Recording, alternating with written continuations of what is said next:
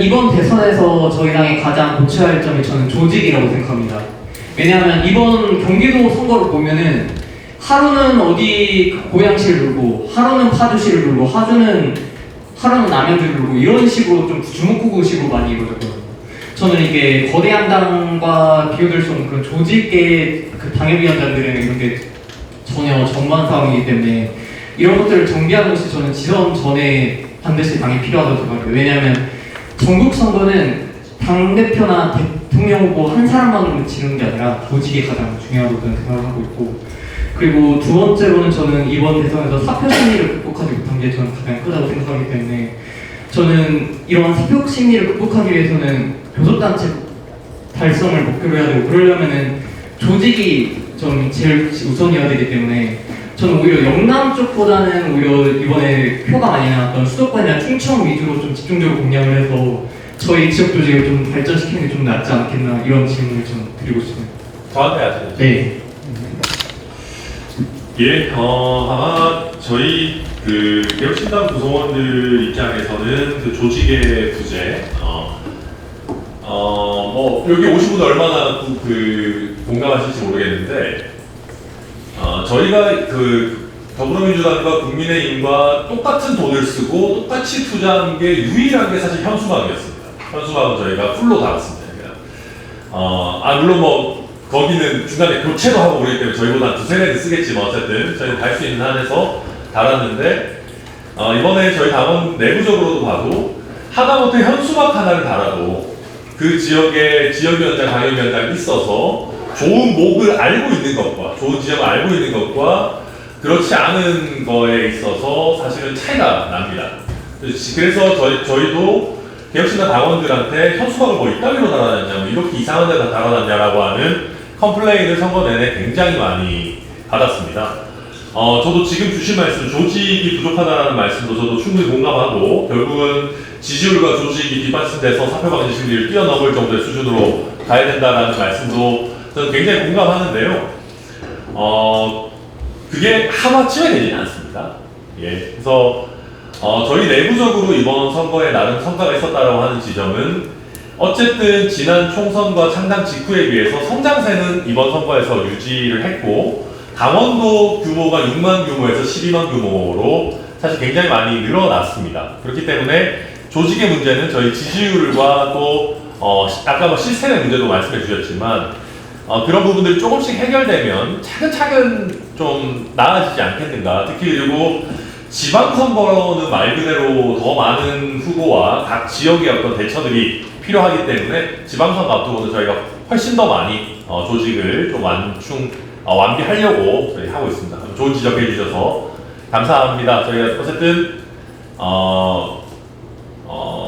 수권 정당의 길이라고 하는 것이 하루아침에 되지는 않는다. 저희가 최대한 그 시기를 단축하고 당기겠지만 시간이 일정 부분은 필요하다. 같이 동참해 주십사 말씀드리고 고맙습니다. 네, 다음. 예.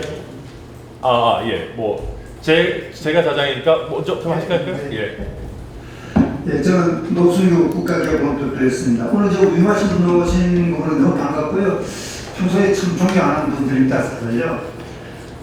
저는 그 국민의 당원 8년대 당원이었습니다. 근데 이번에 비상기업 하면서 바로 제가 당비를 끌어버렸습니다. 그리고 곧이 아마 제가 당 옮길 때 민주당이나 개혁신당 내가 있거든. 상당히 잘하시고요. 개혁신당 제가 지지 많이 합니다. 그런데 왜 제가 끊고 이번에 그렇게 됐냐면은 그 비상계엄에다가 탄핵당했죠. 권순동 원내대표 어떤 여러 가지 그 행동들하고 이런 거 볼 때 상당히 굉장히 실망할 것도, 새로 된 분도 보면 진영들 이건 우리가 원하는 게 아니거든요. 어쨌든 당을 옮길 거야. 옮기고, 특히 현재 갈등은 더 국민을 실망하고, 현재 21% 지지죠. 10% 내려간다. 보세요. 개혁신당 더 올라갈 거야. 그래서 현재가 인을 적지만 저는 그래요. 조국 혁신당에 11명 국회의원 중에 이제 뭐 두세 명이 되는데 아마 더 올라갈 거예요. 저는 앞으로 미래에 보고 있습니다. 되게 진지할 거예요. 그래서 이제 말씀드리고요. 앞으로 우리나라를 위해서 발전시키려고 하면서 이런 세미나스는 너무 좋습니다. 상당히 기대하고 상당히 반갑고 좋은 내용이었습니다. 칭찬합니다. 이상입니다. 예, 아까 말씀하신 그 국민의힘의 위기가 개혁시키는 기회다라는 말씀을 또 아마 주신 것 같고요. 네, 질문 해주시겠습니까? 예, 저 슬로우뉴스의 김도현 기자가 하는데요. 그 개혁신당 측에 하나 여쭈겠고, 그리고 이제 좀 비판적 평가를 내신 패널 분들 이제 진중권 선생님한테 한번 드리고 싶은데요. 일단은 뭐 제 개인적으로 이제 진중권 선생님 팬이기도 한데, 내 무덤에 침을 뱉어라 조갑재 선생님하고 이 무덤에 침을 뱉으마 진중권 선생님 앉아 계신 그 섭외력이 정말 놀랍다는 생각을 하게 되고요. 뭐 진중권 선생님에 대한 저도 뭐 기사도 쓰고 뭐 비판도 하고 뭐 또 조국 사태 때 또 좀 평가하는 기사도 쓰기도 했습니다. 근데 이제 그 대표적으로 이준석 과 이제 개혁신당을 비판하는 쪽에서 그 갈라치기라는 비판을 좀 많이 쓰는데, 이게 좀 남용되는 측면도 좀 없지 않나 이런 생각도 좀 듭니다. 그러니까 예를 들면 뭐 이준석 의원이 이제 노인 무인 이제 조갑재 선생님 죄송합니다. 그 노인 무인 승차 문제가 있잖아요. 근데 이 문제를 제기했을 때 사실 이게 어느 정도 사회적으로 한 번쯤은 논의될 필요가 있는 게 아닌가라고 좀 생각하시는 시민분들도 좀 적지 않을 거라고 생각을 합니다. 근데 이 문제를 이준석이 이제 노인과 젊은 세대를 갈라치기 했다라고 좀 감정적인 비난이 먼저 나오면 논의 자체가 좀 막히게 되는 좀 면이 있는 것 같아요. 그러니까 그 인플루언서들이나 평론가들이 좀 이준석을 다룰 때 좀 너무 단편적으로 다룬다는 생각도 좀 들거든요. 그러면서 좀 다뤄야 될 문제들이 다뤄지지 않는 문제. 그렇다 보니까 또 정치적 표가 안 나오는 이런 문제들에 대해서는 좀 눈치게 되고, 이런 부분들이 되게 반복적으로 이제 쌓이다 보니까 오히려 갈등이 좀 격화되고 심화되고 있는 것이 아닌지. 그래서 이준석을 비판할 때도 좀 더 섬세하고 좀 더 쟁점적으로 좀 건설적으로 비판해야 되지 않을까라는 생각이 일단 하나가 있고요. 두 번째는 이준석이 이대남을 대변하고 있다고 하는데 과연 그런 것인가라는 생각을 하게 되는데, 그 아까 김준일 발제자께서 이렇게 해주신 걸 보면 그 지지를 받는 곳이 보통 수도권, 그리고 유수의 대학, 캠퍼스, 그리고 고학력자, 그리고 남성이죠. 근데 이게 정작 청년들의 문제를 제대로 대변하고 있는가? 예를 들면 지방대에 나와서 산업단지에서 뭐 블루칼라 노동자로 살다가 너무 힘들어가지고 뭐 정치 볼 시간이 없는 사람들도 있겠죠, 남자. 그리고 여성들 같은 경우는 지방에는 뭐 여성에게 좋은 정규직 일자리 같은 게 하나도 제공되지 않다 보니까 다 떠나고, 지역에 뭐 지방의 어떤 그 일자리 뭐 가정을 이루기도 어려운 상황인데 뭐 출산율이나 출생률이 다 안 나오는 이런 엄청 문제들, 이런 문제들에서 이 정당이나 이준석이 얼마나 그 문제에 대해서 고민하고 있는지에 대해서 또 나름의 문제의식이 있거든요. 이 두 질문에 대해서 좀 답변을 듣고 싶습니다. 저부터 진용 교수 다 하시죠. 예, 이게 이제 뭐 갈라치기 이런 문제는 저보다는 진용 교수님이 아마 제가 좀 답변 드릴까요? 예, 뭐. 네. 아니, 저희도 이제 이게 참 어려운 지점입니다. 이게 어려운 지점이고, 저희가 노인 무인승차 예를 잘 들어주셨는데, 이게 이제 정책적 대안을 이야기하는 것과 노인을 공격하는 것이 이게 참 아주 얇은 선이고, 그리고 저희의 의도는 정책적 대안을 이야기하자라는 거라 하더라도 받아들이시는 국민들 입장에서는 이게 우리 세대를 공격하나라고 또 받아들이실 수 있는 점이기 때문에 굉장히 조심스러운 부분인 건 맞습니다.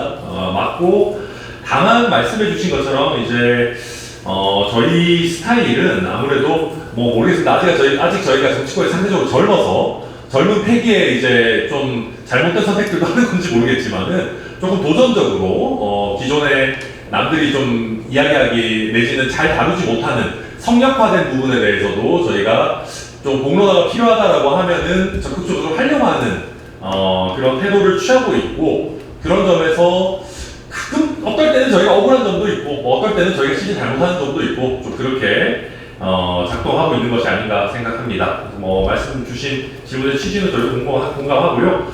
그 다음에 그 세대라는 면, 이게 이제 대통령 선거이기 때문에 하은기 대변인 말씀해 주신 것처럼 이게 참 어려운 면이 있습니다. 그런데 우리가 저는 그렇게 생각합니다. 모두에게 좋은 정치인은 어쩌면 모두에게 나쁜 정치인일 수도 있습니다.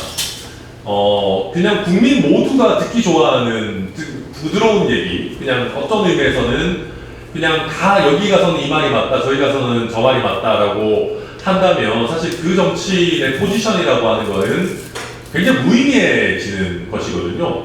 그러니까 저희는 물론 2030 세대에서 상대적으로 많은 지지를 받고 있다라고 생각하지만 무슨 교만하거나 건방지게 2040 전체를 저희가 대표한다거나 대변한다라고 생각하지 않습니다. 말씀하신 것처럼 단순히 여성뿐만 아니라 남성에서도 저희가 100% 받고 있는 게 아니거든요. 절대로. 그래서 말씀하신 것처럼 저희가 놓치고 있는 이슈, 다루지 못하고 있는 세대나 계층은 심지어는 20대 내에서도 많이 존재하고 있다. 근데 그것이 뭐 저희가 일부러 배제를 하려고 한다라기보다 뭐 또 자꾸 제가 말이 길어지면 약간 변명처럼 되는데 어떤 의미에서는 저희가 조금 선거를 시작하기 전에 안정적인 지지를 가지고 있는 상황이었다면 조금 더 확장의 기반을 둔 선거운동을 할 수 있었지 않나라는 아쉬움도 가지고 있습니다. 그거는 4050, 6070 세대뿐만 아니라 말씀하신 20대, 30대 안에서도 조금 더 다양한 이슈들이나 다양한 관심사를 다룰 수 있었을 게 아닌가 하는 아쉬움도 있는데 좀 단기전이고 그러다 보니까 우선순위의 문제지 저희가 뭐 20대, 30대 나머지 계층이나 뭐 관심사를 배제하려고 하는 것은 아니다. 앞으로 점점 더 확장하는 모습을 2030 세대 안에서도 좀 가져갈 수 있도록 노력하겠다는 말씀드립니다. 예. 그런 안이 보통 선거 때 나오거든요. 정책적인 게 아니라 선거 슬로건으로 나와요. 그러다 보니까 해괴해요. 제가 들어볼 때는. 그게 제대로 된 꼭 숙고한 정책이라고 하면 저는 받아들이죠. 근데 선거 때마다 해괴하게 나오거든요. 아니, 그러니까 이런 거죠. 시골 사는 사람들은 몇 버스 타고 없는데 서울 사는 사람들 믿을만 사람이야? 왜 믿을만 공짜야? 그런 사람 말이죠. 여기서 고금이고 박물관이 미술관이고 몽땅 다 할 일 없어야 되는 겁니다. 시골 사람들이 언제 고금 가고 미술관 가고 박물관 갑니까? 이게 말이 되는 거냐니까요. 이거 황당한 거거든요. 그래서 처음부터 애초에 해결하기 때문에 제가 비판하는 거고, 이거는 사실 그렇기 때문에 정책적인 뭔가를 해서 사안을 갖다 개선하기 위한 어떤 정책적인 의도에서 나오는 게 아니라 이거 표가 나오기 위한 애들 감정성 건드리기 위한 선동적인 구호로 나온 거다라고 제가 비판을 하는 거예요. 그래서 그 자기 완결적인 대안이 아니라는 겁니다. 자기 완결적인 대안이 아니고 그걸 알기 때문에 제가 가르치게 하지 말라고 공격하는 거고 대부분의 안이 그래요.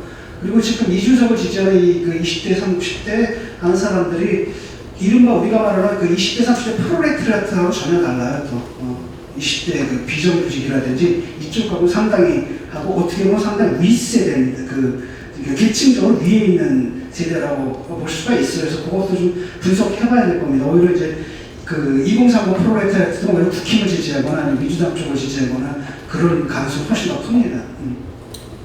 이거는 제가 짧게 좀 그런 성격으로, 그러니까 예를 들면 이런 거예요. 그러니까 아까 전에 약간 그런 말씀들이 나왔는데 한탕주의, 그러니까 주목 중독이라고 저는 보는데 이준석이라는 정치인이 이준석 의원이 커왔던 게 굉장히 언론에서 뭔가를 센 거를 터트림으로 인해서 사람들의 주목을 끌고, 이게 지금 이 문제에 있어서도 굉장히 많이 두드러지는데, 예를 들면 무임승차, 저는 논의를 해볼 수 있다라고 했는데 이준석이 딱 던진 거는 무임승차 폐지였습니다. 근데 사실 그 나온 대안들은 뭐냐면 무임승차 폐지가 아니라 이제 바우처를 준다든지 이런 거거든요. 다른 거, 근데 본인의 의도 자체가 내가 이걸 폐지함으로 인해서 이거로 언론 주목을 다 끌어보겠다라는 건데, 이거를 정말로 그 진흥원 교수님 얘기하듯이 이런 식의 것들이 반복되는 데 있어서 비판을 안 받을 수가 있을 것인가. 본인이 성찰하고 본인이 조금 이제 다른 방식으로 접근해야 된다라고 묻는 건 뭐 개혁신당도 마찬가지고요. 그 우리나라 2030의 뭐 그걸 표현을 뭐가 했든 극우화라고 됐든 뭐가 됐든 이거는 굉장히 논쟁적인 건데, 예를 들면 이런 제가 예전에 한 2년 전에 분석을 했던 건데, 안티페미라는 이 키워드가 도대체 어디서 주로 나오느냐. 페이스북, 트위터 분석을 했는데 전국의 공무원이 골고루 나오지 않아요. 예. 어디서 나오냐면 딱 수도권에서만 나옵니다. 서울에서만. 20대들이 쓰는 이것도 IT 페미 정서도 딱 정확하게 스카이대학 인서울에 있는 고학력 측의 남성 20대들이 쓰는 거지 지방에 있는 사람들은 하지 않거든요. 이 김도영 기자님께서 정확하게 지적을 하셨는데 모든 세대를 다 2030을 다 대표할 수는 없지만 지금의 몇몇 키워드들은요 굉장히 휘발성 강한 거고 그 20대의 안티페미 정서가 남성들한테 왜 있느냐 결국은 취업 경쟁에 있어서 내가 여자들한테 손해를 본다라는 그 고학력 측들의 그 이제 박탈감 저는 그게 완전히 뭐 무시할 정도는 아니라고 보지만은 거기에 기인을 하고 있는 건데 어디에 지금 개혁신당이 근거를 두고 어디에 뭐를 기반을 해서 정치를 하고 있는지를 다시 한번 짚어봐야 된다. 굉장히 수도권 중심적인 건 맞아요. 그러니까 가부장제가 지금 무너지고 있는 상황에서 우리가 어떻게 2030 남성들이 이거를 내가 적응을 해나갈 것인가 내가 혼돈의식 기기는 맞습니다. 근데 그거를 대응하는 방식은 굉장히 휘발적이고 2030 그 수도권에 있는 스카이 중심으로 지금 다 대응을 하고 있다. 저도 짧게만 토론을 하면 그 모든 계층 모든 세대에게 뭐 좋은 정치인이 돼야 된다 이런 얘기는 아니고 갈라치기 관련해서 또 말씀이 많이 나오는데 저는 갈라치기 필요하면 써도 된다고 생각하는 거죠. 이를테면 보수 정당에서 개혁 옹호하고 내란 옹호하고 이런 젊은 세대들 있지 않습니까? 갈라쳐서 가져와야 된다고 생각합니다. 정치적 전술로는 뭐 그거 다 좋은 게 좋은 거다라고 할 수는 없는 거죠. 근데 그 디바인된 룰을 어디서 어떻게 하느냐의 문제가 있는 거지 않습니까? 그래서 노인 아까 전에 말했던 무임승차권이나 연금개혁권이나 젠더 문제라든가 이런 것들 갈등을 드러내는 것까지는 좋은데 그걸 조율하고 봉합하는 방향으로 가야 되지 않습니까? 4.5선의 전장년 분들이 시위를 하고 있다. 근데 저기서 시위하는 거는 바람직하지 않다. 그러므로 고발할 것이다. 이렇게 가는 사람들이 있는 거고 그럼 저기서밖에 할 수 없으니까 내가 정치인으로서 테이블 하나 만들겠다. 그러면 시민들 안 불편할 거 아닙니까? 그렇죠? 그런 뭐 뒤에 갈등 조율하고 갈등을 봉합해서 뭔가를 해소하는 모습들을 잘 안 보여주긴 하거든요. 전투적으로 뭐 남들이 아까 성역이라고 표현했는데 말을 잘 못하는 부분에 대한 문제를 드러내는 데까지는 성공하나 그거 이후에 넘어가면 그게 조율돼서 봉합돼서 해소로 넘어가는 게 아니라 선이 딱 그어서 전선만 그린다는 거죠. 그러면은 뭐 여성 유권자층 입장에서는 갈라치기 한다. 뭐 이렇게 될 거고 장애인들 입장에서도 그렇게 얘기를 하고 그렇게 되지 않습니까? 가령 허은하 전 대표라든가 김용남 의원이라든가 당에서 이탈해서 민주당으로 갔을 때 사람들이 봤을 때 이상하게 보거든요. 하지만 개혁신당 내부에 내부 논리가 있지 않습니까? 할만해서 한 거다. 근데 그 갈등의 현장에 있는 분들도 다 할만해서 하는 분들이거든요. 그러니까 그런 것들을 정치 집단이면 사실은 조정을 하는 행보로 가야 좀 더 확장이 되지 않겠냐 이런 거고 뭐 어느 계층이든 가는 데마다 좋은 게 좋은 거다 이렇게 하는 얘기는 아닌데 말씀이죠. 그때 제 기억으로 그렇거든요. 이게 뭐 재정 때문이다. 미리 세대한테 왜 저정을 옮기느냐 이런 거 했단 말이죠. 그 비난이 나오니까 뭐냐면 바우처를 발행했대. 근데 그러니까 결국 재정도 똑같아. 애초에 너 출마할 때 뭐냐 지금 말이 안 되잖아요. 라고 한다면 그 진지한 그 정책적 고민에서 나온 게 아니다라는 것 같고 저는 이걸 뭐라고 보냐면 계속 제가 이제 몇 년 전부터 처음부터 합니다. 이거 지적한 10년도 됐을 겁니다. 계속 제가 철학을 가져라. 철학이 없다, 철학이 없다. 그럼 이준석 대표도 나보고 이 골방 철학자야 이러면서 비비고 그랬는데 이 문제거든요. 공학적 사고만을 갖고 있는 거예요. 어떻게 하면 이길 것인가만 생각하거든요. 근데 정치 목적이 이기는데 있는 게 아닙니다. 정치에서 이기는 건 수단이에요. 뭘 할 것인가.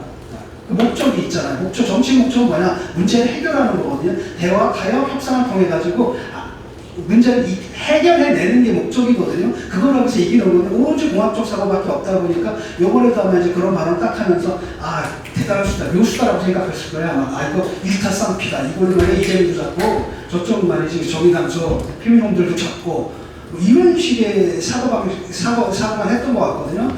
그래서 이 게이미피케이션이 좀 심해요. 좀. 게이미피케이션이 필요한데 저는 정치는 게임이 아니라고 보거든요. 게임은 놀이입니다. 게임의 목적은 이기는 게 자기 목적이 아니라 이기는 거고 즐거운 게 끝이야. 근데 정치는 그게 아니라 일하는 거거든요. 굉장히 지금 짜증나고 협상하고 참아야 되고 이런 거라는 거죠. 그런데 쉽게 정치를 갖다가 젊은 세대들한테 정치에 대한 잘못된 말좀 그냥 감정 자극하고 이렇게 끌고 나가는 건 정말 안 좋은 거라고 보고 자기 철학을 좀 가져야 됩니다. 우리가 만들 세상은 이런 거다. 20대 남성한테 이런 세상이고 30대 남성한테 이런 세상, 50대, 60대 어르신들한테 이런 세상입니다. 라고 해서 그걸 자기 철학을 가지고 신뢰를 받고 그걸로 지지율을 연결시키는 게 정석이라고 보거든요. 그래서 저는 그 점을 말씀드리고 싶습니다. 예. 오늘 여기 이야기 들으니까 주로 개혁신당이 어떤 집권 세력이 될까 하는 그런 선거 대책위원 회의하는 것 같은데 저는 조금 그 보수의 기치를 계속 개혁신당이 내리지 않고 끌고 가는 데 대해서 상당히 고맙게 생각합니다. 더구나 보수 세력이 파산 지경에 이르렀는데 그래서 보수가 뭐냐 하는 데 대해서 조금 생각할 필요가 있는 거 아닌가 생각이 듭니다. 어느 나라든 죽은 사람하고 살고 있는 사람하고 앞으로 태어날 사람을 이어주고 전통과 역사를 소중하게 여기고 경험을 또 중시하고 연역적 사고방식보다는 귀납적 접근 방법을 대하는 사람들인데 그럼 한국의 보수는 그 대상이 뭐냐? 1945년 이후를 한국 보수의 대상으로 하느냐 아니면은 더 넓혀가지고 우리 개화기 때 올라가느냐 아니면은 저 삼국시대 특히 신라의 삼국통일이라는 위대한 업적으로 한반도에 최초의 민족통일국가가 만들어졌고 그걸 계기로 해가지고 동북아시아에 300년의 고대사의 황금기가 있었는데 그것까지 올라가서 한국 보수의 그 자부심을 좀 역사 속에서 찾을 필요가 있는 것 아니냐 하는 그런 생각도 하고 있거든요. 그런데 덴마크 같은 나라 보면은 한때 19세기에 이게 뭐 여러 가지 내후 외환을 겪어가지고 절망했을 때 그룬트비라는 이런 분들이 나타나서 교육을 한 거 보면은 그 나라의 과거의 역사 속에서 자랑스러운 걸 찾아가지고 어떤 인스피레이션을 구하고 그걸 또 학교 프로그램으로 연결시키는 그런 과정이 있었습니다. 우리나라도 이제 보수의 이 시간을 조금 더 길게 잡을 필요가 있는 것 아니냐 하는 생각이 들고 그런 점에서는 우리 민족 사상 최초의 인류 국가를 만든 신라의 삼국통일에 대한 관심이 우리 보수는 있어야 될 것 아니냐 하는 그런 생각도 한번 해봤습니다. 그리고 지금 사실은 국민의힘이 파산한 게 아니라 한국의 보수 지식인들, 보수 언론이 파산을 했습니다. 윤석열 3년 동안 박수부대 역할을 하고 팬클럽 역할을 하다가 마지막에는 부정선거 음모론에 넘어가는 바람에 지금 보수적 지식인이 지금 멸종 단계에 들어갔어요. 그래서 그런 문제까지도 개혁신당이 좀 관심을 두고 어떤 새로운 플랫폼을 만들어가지고 이 보수 세력의 재건, 특히 보수 지도층의 재건에 대해서도 중심 역할을 할 수 있는 데가 있는 것 아니냐. 그게 저는 득표하고도 관계 있다. 이렇게 생각을 합니다. 제일 난 억울하게 생각하는 게 안보 문제는 득표에 전혀 관심이 없다고 하는데 과연 그럴까? 요새 이재명 대표가 뭐 빚 탕감에다가 지원금 나눠주는 거 합쳐보니까 한 30몇 조 드는데 개혁신당 같으면은 거기서 반은 핵 방공호 만드는데 투자하자. 스위스는 핵폭탄 맞을 가능성이 세계에서 제일 낮은다는데도 전 국민의 120%가 들어갈 수 있는 방공호를 만들었는데 그러면 스위스 사람은 바보고 우리는 핵 민방위 훈련도 안 하는 한국 사람은 머리 좋은 사람이냐. 마지막에 핵폭탄 맞았을 때 후회한 늦다 뭐 이런 식의 접근 방법이 과연 이렇게 득표 효과가 없느냐 저는 있다고 보거든요. 그런 점까지도 앞으로 어떻게 보면 그런 문제는 블루오션이라고 생각합니다. 그런 것까지 감안해서 좀 보수를 길게 넓게 잡았으면 어떻게 했느냐 하는 생각도 해봤습니다. 감사합니다. 예, 그럼 저희가 예정된 시간이 사실은 다 돼서요.